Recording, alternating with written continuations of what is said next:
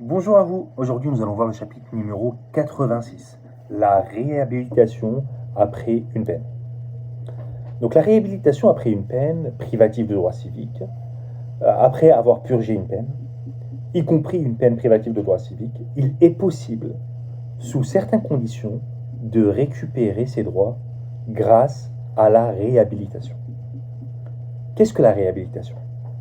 La réhabilitation est une mesure qui permet à une personne condamnée de retrouver l'exercice de ses droits civiques, civils et familiaux, et d'effacer les effets de sa condamnation, notamment son inscription au casier judiciaire.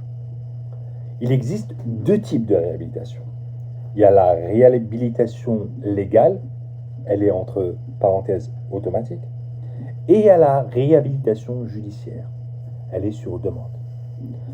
La réhabilitation légale, dans un premier temps, il y a des conditions. Aucune nouvelle condamnation pendant certains délais, après l'exécution de la peine. Délai variable selon la gravité de la peine. Donc on est à 5 ans après une peine correctionnelle, un délit. Et on est à 10 ans après une peine criminelle. La réhabilitation légale ne s'applique pas en cas de peine complémentaire, comme la privatisation de droits civiques, si celle-ci dépasse la peine principale, et si des peines accessoires continuent de produire effet.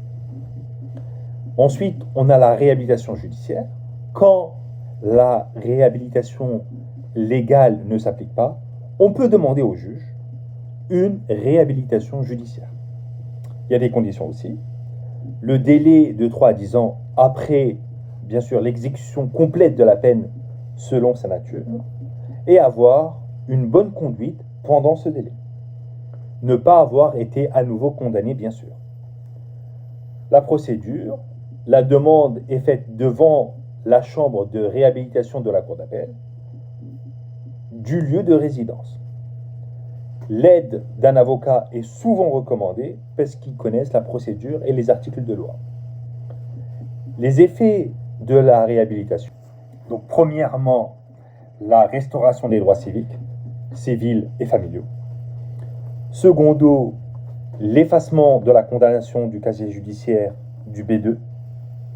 Et enfin, la possibilité de retrouver certains emplois, publics ou privés. Si vous avez des questions sur ce chapitre, n'hésitez pas à les demander au niveau des commentaires et à vous abonner à ma chaîne. À très bientôt.